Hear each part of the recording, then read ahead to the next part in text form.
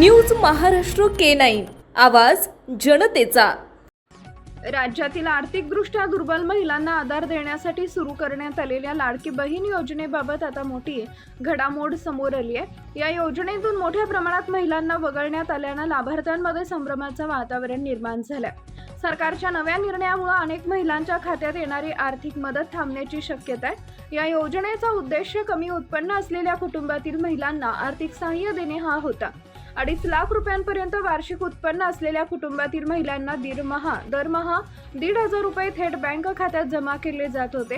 गेल्या 2 वर्षापासून ही योजना राज्यभरात राबवली जाते, त्यामुळे लाखो महिलांना याचा थेट फायदा झाला होता। मात्र कालांतराने या योजनेत अपात्र महिलांनीही लाभ घेतल्याचं समोर आलंय। काही ठिकाणी सरकारी नोकरी करणाऱ्या महिलांनीही या योजनेचा फायदा घेतल्याची प्रकरणं उघड झाली होती। त्यामुळे सुरुवातीपासूनच सरकारनं घालून दिलेल्या अटींचं पालन न करणाऱ्या लाभार्थ्यांवर कारवाई करण्याचा निर्णय घेतला गेला। त्यानुसार अशा महिलांना योजनेतून वगळण्याची प्रक्रिया सुरू करण्यात आली आहे। या पार्श्वभूमीवर सरकारने योजनेची सखोल पडताळणी करण्यासाठी KYC प्रक्रिया अनिवार्य केली आहे। गेल्या 1.5 वर्षात अनेक टप्प्यात ही पडताळणी करण्यात आली। KYC पूर्ण करण्यासाठी सरकारकडून 3 वेळा मुदतवाढ देण्यात आली होती, मात्र 30 एप्रिल नंतर ही अंतिम मुदतही संपुष्टात आली।